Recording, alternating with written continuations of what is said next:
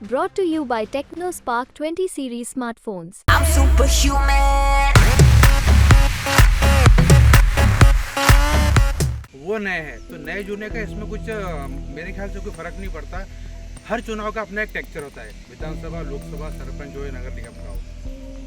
लोकसभा के चुनाव होते हैं राष्ट्रीय मुद्दों पे, कि नेशनल लेवल के जो मुद्दे होते हैं, रीति नीति बनती है, उस पर चुनाव होते हैं। मेरा ऐसा मानना है। इसमें स्थानीय मुद्दा गौण होता है। ये नाली, सड़क, लाइट का चुनाव नहीं है, ये राष्ट्रीय मुद्दों का चुनाव है। बुरहानपुर शहर में जो अभी हमारे यहाँ सांसद महोदय थे पुराने, वही दमदार यहाँ पर बुरहानपुर में थे। बाकी जो नए खड़े गए, नरेंद्र पटेल, पहली बार चुनाव था उनका पूरे ज़िले के लिए, खंडवा ज़िले के लिए पूरे नए के उस तरह से, तो उनको थोड़े कमज़ोर नजर आए। जाति बातें बोले हैं कि आरक्षण मुसलमानों को ज़्यादा बच्चे पैदा करने वाले को दे दिया जाएगा, तुम्हारा पैसा छीन के उनको दिया जाए, इस तरह के जो मोदी जी के भाषण हुए हैं। नमस्कार, मैं एमपी तक पे आपका स्वागत है। मैं हूं अशोक सोनी। आज बात करते हैं खंडवा लोकसभा की। लोकसभा के चुनाव 4 फेज में ख़त्म हो चुके हैं। उसके बाद चुनाव में क्या परिदृश्य रहा है, क्या मुद्दे थे, क्या मुद्दे पे वोटिंग हुई है, क्या मतदाताओं ने किस मतदान। यहाँ हमारे साथ में शहर के जाने माने और वरिष्ठ पत्रकार मौजूद हैं। उनसे बात करते हैं कि क्या लोकल मुद्दे रहे। आप बताइए, क्या लोकल मुद्दे इस चुनाव में हावी रहे? जी बिल्कुल वह है। आप देख सकते हैं कि लोकल की हम बात करें बुरहानपुर की, तो जो भी योजनाएं अगर नगर निगम की हो, महापौर जो है तो भाजपा के रहे हैं, विधायक भाजपा के रहे हैं, लेकिन भ्रष्टाचार चरम पर रहा है। शहर में गड्ढे, चारों तरफ गड्ढे ही गड्ढे रहे हैं। यहाँ जो है तो पानी की व्यवस्था भी, मतलब पूरी पानी की पूर्ति नहीं हो पा रही बराबर से। तो जनता कहीं ना कहीं पूरी तरह से त्रस्त है, भाजपा से त्रस्त है। इसलिए कहीं ना कहीं आप देखा जा सकता है कि लोगों ने मन बनाया है कि कांग्रेस को लाने के लिए। आप बताइए, क्या जैसे लोकसभा में जो कैंडिडेट थे, क्या अपने वादे को लेके आम जनता तक पहुंच पाए आपकी नज़र में? जहाँ तक देखने को मिला कि जनता के बीच में जिस प्रकार जो प्रत्याशी खड़े थे वो कहीं पर भी नज़र नहीं आया। बड़ी बड़ी सभाएं जरूर हुई इनकी, इन्होंने अपने कार्यकर्ताओं के साथ में मुलाकात की, लेकिन आम जनता तक ये पहुँच नहीं पाया और जनता तक अपनी मैसेज को नहीं पहुँचा पाए। यहाँ पर अगर भारतीय जनता पार्टी की बात की जाए तो भारतीय जनता पार्टी के यहाँ प्रत्याशी पहले भी यहाँ पर 2 वर्ष के लिए यहाँ पर सांसद थे, अब अगली बार इनको मौका दिया गया, लेकिन शहर के विकास के बारे में या शहर की सुंदरता के बारे में या कई अन्य मुद्दों को लेकर कहीं ना कहीं वो खरी नहीं उतर पाए। अब देखने वाली बात है कि यहाँ पर अब आप बताएं, क्या लोकल मुद्दे इस चुनाव में हावी रहे? सबसे पहली बात तो ये बता दूं, ये चुनाव कशमकश का चुनाव रहा, जनता में कशमकश रही है। यहाँ लोकल मुद्दे तो थे ही, वो नगण्य रहे। और रही बात इसकी कि चुनाव ऐसा हुआ कि किसी को पता ही नहीं चला, ना प्रचार ज़्यादा, ना कोई बीजेपी भी ज़्यादा प्रचार, जबकि बीजेपी सत्ता में है, उसके बावजूद प्रचार में कोई जोश नहीं दिखा। कांग्रेस तो वैसे भी यानी नगण्य दिखी। मुद्दे लोकल रहे और उसी को देख के लोगों ने वोट दिया है। हमारे साथी का ऐसा सोचना है कि जो मुद्दे हैं चुनाव में, लोकल मुद्दे भी हावी रहे, लेकिन हम जानते हैं कि 2019 में जो चुनाव हुआ था और अभी में उसमें क्या बदलाव है, आप बताएं देवकर जी, क्या बदलाव हुआ 2019 में और वर्तमान जो मतदान हुआ है उसमें क्या? यदि हम बात करें मतदान की, तो मतदान करीब करीब 1 से 1.5% जो है इस बार कम हुआ। और यदि हम बात करें महिलाओं की, तो महिलाओं ने भी यहाँ पर जो है अपने मत का उपयोग कम किया। जिस तरह से लोकसभा क्षेत्र में यदि हम बात करें भाजपा और कांग्रेस की, तो निश्चित तौर पर भाजपा, यदि हम आज से 50 दिन पहले की बात करें तो भाजपा एक तरफा नज़र आ रही थी। राम मंदिर और अन्य मुद्दे जो है, मोदी जी की कई गारंटी जो है यहाँ पर हावी थी। लेकिन जैसे ही जैसे चुनाव और नज़दीक आने लगा, दोनों ही पार्टियों ने जो है अपने अपने यहाँ पर कह सकते हैं दोनों ने अपनी अपनी ताकतें झोंकना प्रारंभ कर दी। और कांग्रेस भी जो है अपने आप को जो है भाजपा के समकक्ष लाकर खड़ी करी। लेकिन यदि हम बात करें तो कांग्रेस ने जो है प्रचार प्रसार में अपनी कमी रखी और जनता तक नहीं पहुंच पाई। इसका एक खामियाजा जो है कांग्रेस को भुगतना पड़ सकता है। तो देखिए, हमारे साथ अनिल वानखेड़े जी भी। आप बताएं कि क्या आपको कौन सा कैंडिडेट इस बार दमदार लगा, कौन अपनी योजनाओं को, प्रदेश सरकार की योजनाओं को हम मैदान तक ले गए आम जनता तक? देखिए, जहाँ तक कैंडिडेट की बात है तो दोनों कैंडिडेट, अगर हम पिछले चुनाव की बात करें तो पिछले चुनाव में भारतीय जनता पार्टी का जो प्रत्याशी था वो नया था, मतलब दूसरी विधानसभाओं के लिए अपन बुरहानपुर और नेपानगर की बात छोड़ दें। और इस समय जो नरेंद्र पटेल जी है वो नए हैं, तो नए जुने का इसमें कुछ मेरे ख्याल से कोई फ़र्क नहीं पड़ता। हर चुनाव का अपना एक टेक्चर होता है, विधानसभा, लोकसभा, सरपंच हो या नगर निगम का हो। लोकसभा के चुनाव होते हैं राष्ट्रीय मुद्दों पे, कि नेशनल लेवल के जो मुद्दे होते हैं, रीति नीति बनती है, उस पर चुनाव होते हैं, मेरा ऐसा मानना है। इसमें स्थानीय मुद्दा गौण होता है, ये नाली सड़क लाइट का चुनाव नहीं है, ये राष्ट्रीय मुद्दों का चुनाव है। तो इसके अंदर जो पार्टी, चाहे वो कांग्रेस हो, चाहे बीजेपी हो, चाहे कोई अन्य पार्टी हो, जो वादों पर खरी उतरती है या अब तो सम एक्सटेंड खड़ी उतरती है, तो जनता भी चाहती है कि ऐसी पार्टी को वापस से हम लोग मैंडेट दें। आप बताएं, क्या लोकल मुद्दे हावी रहे? क्या लोकल मुद्दे तो नहीं, सरकार लेकिन सरकार की योजनाओं का कुछ पहुंच पाई जनता तक? नहीं, जिस तरीके से कैंडिडेट जो पूछा हुआ पाएगा? चुनाव का दिखाया गया कि भाई कि संविधान बचाव वाला मामला भी चला, आदिवासियों में, ST के अंदर भी वो कई मुद्दे हुए, रोजगार को लेके दिए लोगों ने वोट, बेरोजगारी को देख के दिए, महंगाई को देख के दिए, उसी तरह चुनाव को हुआ है। आप बताएं, क्या लोकल मुद्दे हावी रहे इस बार आपकी नज़र में? क्या सरकार तक जो कैंडिडेट थे वो अपनी सरकारी योजनाओं को, सरकार की योजनाओं को वहाँ तक पहुँचा पाए लोगों तक? नहीं, लोकल मुद्दे तो इस बार पूरे गौन रहे। पूरे चुनाव में कहीं से कहीं तक लोकल मुद्दे थे ही नहीं, बस धार्मिक मुद्दों पे ही चुनाव लड़ा गया है और सिर्फ राम मंदिर और इन धार्मिक मुद्दों को लेकर ज़्यादा चुनाव में देखा गया। धार्मिक जो मुद्दे हैं ये हावी रहे, इनका मानना है। लेकिन हम गोपाल जी देवकर से बात करते हैं, क्या धार्मिक मुद्दे पर हुआ चुनाव? धार्मिक मुद्दों की बात भाजपा लगातार करती रही और जिस तरह से राम मंदिर और अन्य बार बार जो है आरक्षण की बात कही गई, लेकिन उसको लेकर के कहीं ना कहीं भाजपा को भी थोड़ी सी जो है अन्य यदि हम बात करें आदिवासियों की बात करें, हम जो है मुस्लिमों की बात करें, उसका वोट बैंक जो है जुगाड़ पाना उनके लिए बहुत मुश्किल हो गया था।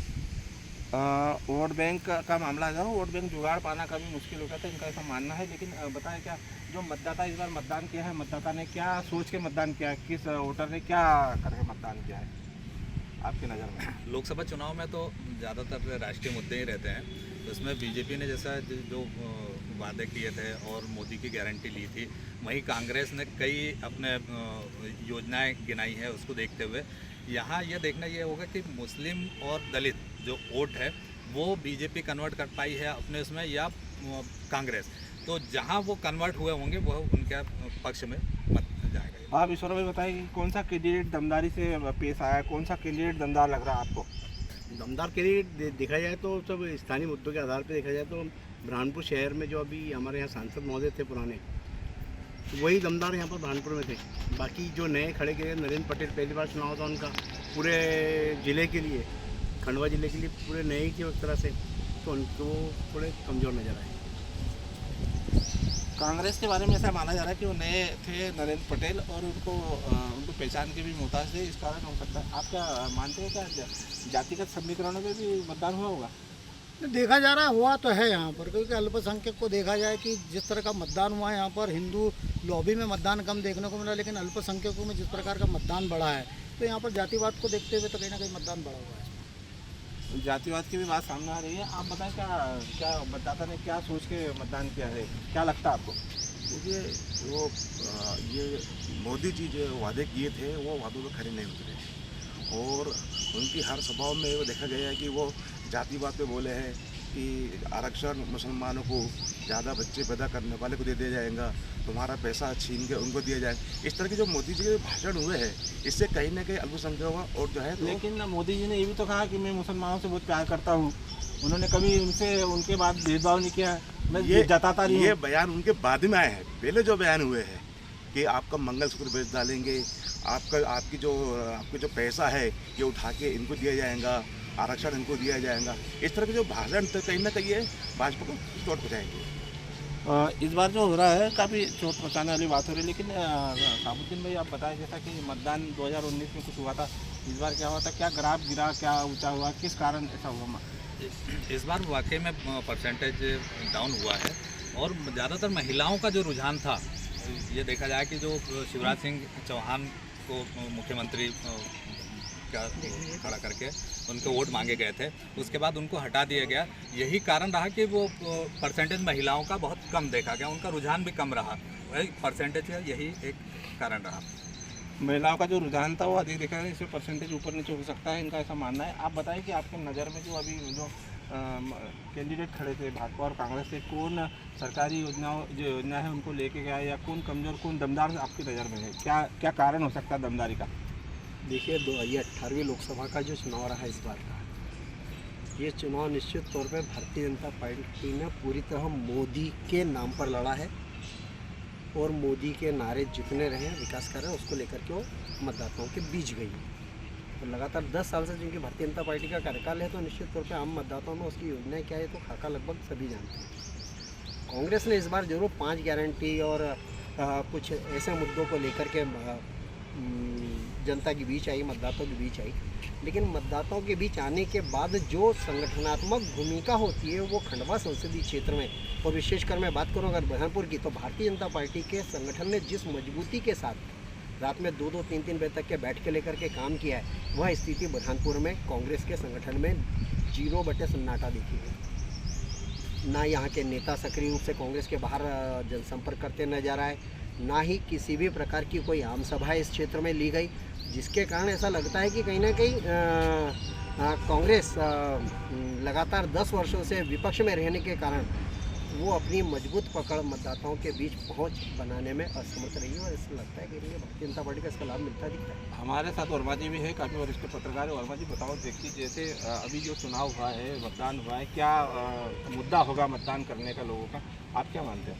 निश्चित रूप से भाजपा को मोदी फैक्टर, राम मंदिर, ये मुद्दे बहुसंख्यक वोटों को ज़्यादा प्रभावशाली रहे, और जहाँ अल्पसंख्यकों का रुझान कांग्रेस की ओर था उसके परिणाम स्वरूप बहुसंख्यक वोट एक तरफा मतलब बीजेपी की ओर डले। तो निश्चित रूप से कांटे की टक्कर हो सकती थी, लेकिन ऐसा लगता है कि कांग्रेस ने वॉक ओवर दिया और वो खुद ही गोदी में जाके बैठ गई, यहाँ तक की चर्चा है। कांग्रेस गोदी में जाके बैठ गई, ऐसा चर्चा है। क्या आप मानते हैं देवकर जी, ऐसा क्या कितना? यदि हम बात करें तो यहाँ पर कांग्रेस की ओर से केवल एक ही बड़ा नेता नज़र आया, जो पूरी लोकसभा में अरुण यादव जी, जो कि लोकसभा को संभाल रहे थे, लेकिन उसके बावजूद यहाँ पर कोई भी कांग्रेस की ओर से कोई बड़ा नेता नज़र नहीं आया। इसके पीछे ये जिस तरह से बताया हमारे साथियों ने भी कि कहीं ना कहीं कोई साठगांठ हो सकती थी, लेकिन अरुण यादव डटे रहे, उनकी जो टीम थी वो डटे रहे। लेकिन यहाँ पर जो जिस तरह से एक करने की कोशिश की गई थी कि यहाँ पर गुटबाजी को समाप्त किया जाए, अरुण यादव ने कई हद तक कोशिश की, लेकिन फिर भी अंतिम चरण तक जो है कहीं ना कहीं गुटबाजी भी यहाँ पर हावी नज़र आई, और इसका जो लाभ जो है वो भारतीय जनता पार्टी को मिलेगा। इस बार जो कांग्रेस में गुटबाजी थी वो काफ़ी इस बार इसलिए भाजपा को लाभ मिला होगा, और ये हावी जो गुटबाजी है इसका ही नतीजा है, कांग्रेस कमज़ोर साबित हो रही है। बताएं कि आप क्या मतदाता ने जो मतदान क्या होगा, क्या आधार होगा उसका, क्या मजबूत आधार होगा जिससे मतदान क्या होगा, आप क्या मानते हैं? परसेंटेज को देखा जाए, यदि वोट परसेंटेज जो मतदान का परसेंटेज जरा कम हुआ है तो निश्चित तौर पे जो सत्ता में रहती है पार्टी उसको यानी कहीं ना कहीं नुकसान होता है। तो यही माना जा रहा है कि जो परसेंटेज कम हुआ है, मतदान कम हुआ है, उसको लेकर सत्ता पक्ष को नुकसान हो सकता है, ऐसा माना जाता है। क्या क्या आधार हो सकता है सत्ता पक्ष को नुकसान होने का? महिलाओं का तो ये है कि जो शिवराज का चेहरा सामने करके बीजेपी ने चुनाव लड़ा था विधानसभा का, और उनको विधायक नहीं बनाने का, यानी मुख्यमंत्री नहीं बनाने का कारण यही रहा कि उनमें मायूसी देखी गई, महिलाओं में मायूसी देखी गई, वही कारण रहा कि मतदान भी कम हुआ है। इसका नुकसान बीजेपी को हो सकता है। हमारे पत्रकार साथियों का ये मानना है कि पत्रकार साथी में भी कसमकस में है कि क्या किधर हुट किधर करवट बैठेगा। ये तो 4 जून को जो रिजल्ट आएगा वही बताएगा कि कौन विजेता होगा। अशोक सोनी, MP तक, बुरहानपुर।